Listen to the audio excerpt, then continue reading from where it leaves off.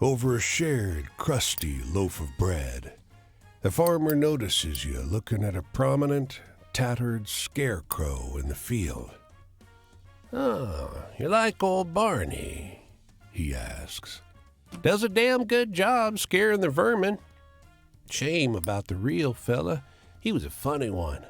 Old Barney hiding out in our stables and lofts, just passing along. We liked him. Well, all except the sheriff. Barney never harmed nothing. I sometimes shared bread with him, just like you here. When he disappeared, leaving just the clothes we gave him, I figured I'd put him to use. Never got to know his proper name neither." Across the field, the wind in the corn whispers. Or is it the scarecrow?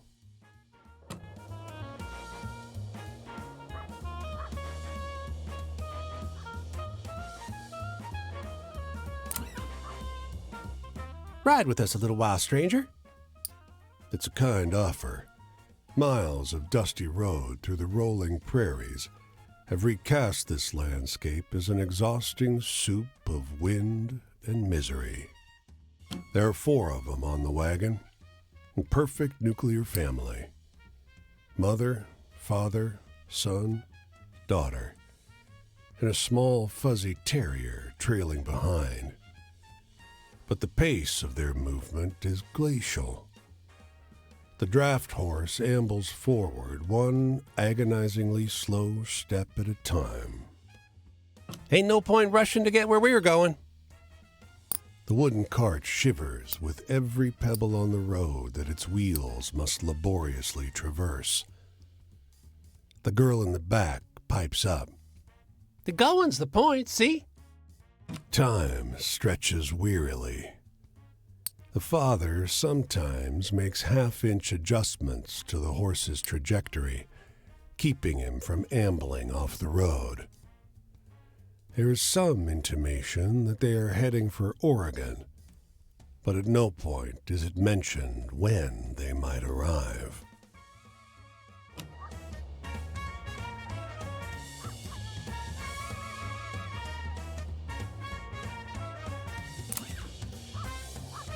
Downtrodden folk have transformed this public park into a shanty town. People wander in and out of makeshift shacks, their homes of cardboard and rusted metal. No one seems to mind the demon who roosts on an unconscious neighbor in broad daylight. The demon throws both his hands up. His little wings flap with nervous energy, like a hummingbird in flight. "Whoa, whoa, whoa! Easy there, friend. Ain't hurting anyone here. Just feasting on some nutritious dreams. Yeah, don't worry about him. Can't move a muscle while I'm perched up here." The wind carries over the demon's breath, the scent of a lit match dropped in a trash can. "Hey, I can't decide what to eat. Help me out." Love me some fear." The demon sticks one long finger up the sleeping man's left nostril. A circular shape darkens his pants, then flows outward. You smell ammonia. The demon pulls his finger out of the man's nose, who begins to snore. He was dreaming about cleaning his teeth, so I turned his toothbrush into a knife. The demon throws his head back and cackles, a sound that reminds you of shaking a box of Cracker Jacks. All right, I'm stuffed to the gills. See you around? He hops down from the bench and saunters off, whistling, terribly out of tune.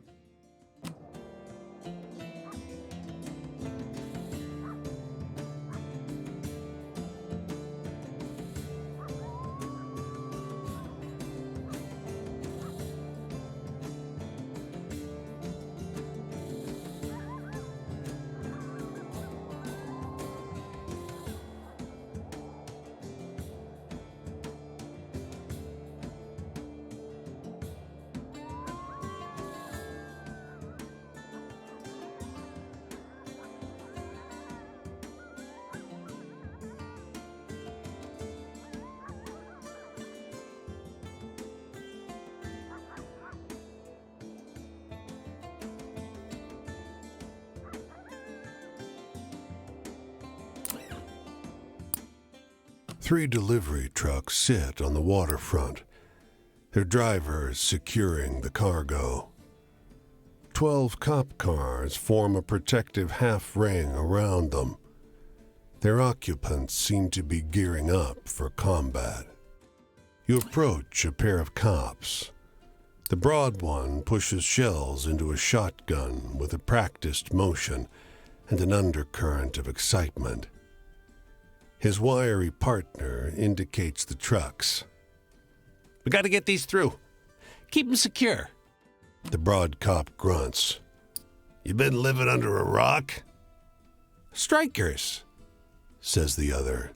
Socialist motherfuckers, the broad one adds. The wiry cop looks away. The broad cop sneers. Doesn't matter. They better fall in line. The other shakes his head. my cousin's out there. I don't think their demands are... Maybe you're standing on the wrong side. Come on. They walk off to join a briefing huddle. It's a token act of resistance, but it's something.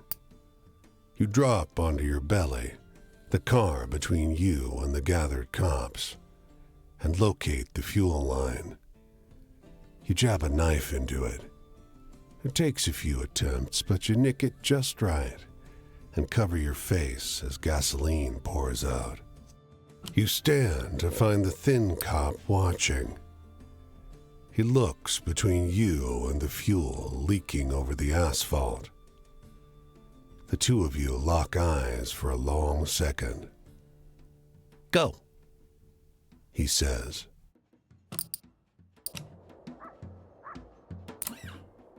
The sounds and smells of Runciter's Circus assault you as you step through the awning. A paunchy man in a green bowler hat rushes over and grabs you by the arm. Finally! I'm John Runciter. I expected detectives an hour ago. Muckaboy found it this morning. Through here. He steers you off the concourse into a white tent that stinks of piss and wet fur. 2 banks of dirty cages crowd the space. Runciter points to one at the end. There. A scrap of tape above the cage reads, Sitka. The tiger is dead. There are no marks or wounds on its body, but a thick white foam coats its mouth. You see? He says. Somebody's trying to ruin me. Over his shoulder, you see a figure skulking at the entrance. They disappear from view as you look up. A quick search of the cage shows no signs of interference. At the back, you spot a plastic container lodged behind the bank of cages. It's unlabeled. He grunts. Fire breathers use it as part of their routine. It's a mix of alcohol and, something. Safe unless you swallow it. You think... He turns as 2 police officers enter the tent. Mr. Runciter, we got your call. His head snaps back to you. Hey!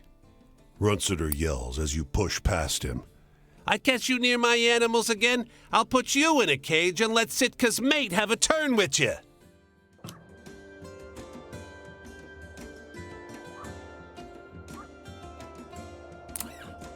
A cop stopped a truck from the nearby army base. The driver is furious. He yells, Hey, get over here. Shit. You approach. He tries to give you a case of liquor. No way, the cop shouts. Have your little speed limit power trip. The driver barks. Major needs his booze now. Run this half a mile down to the base. They'll give you something nice, orders the driver. Ridiculous, the cop blusters. You imagine someone like yourself walking into an army base with a major's box of personal booze and are inclined to agree. When you approach the base gates, 3 kids in uniform scream at you. It's not until the Major himself arrives that they accept your story. Get your hands off my grandfather's whiskey, he snaps, ripping the box from your arm. Nobody remembers to pay you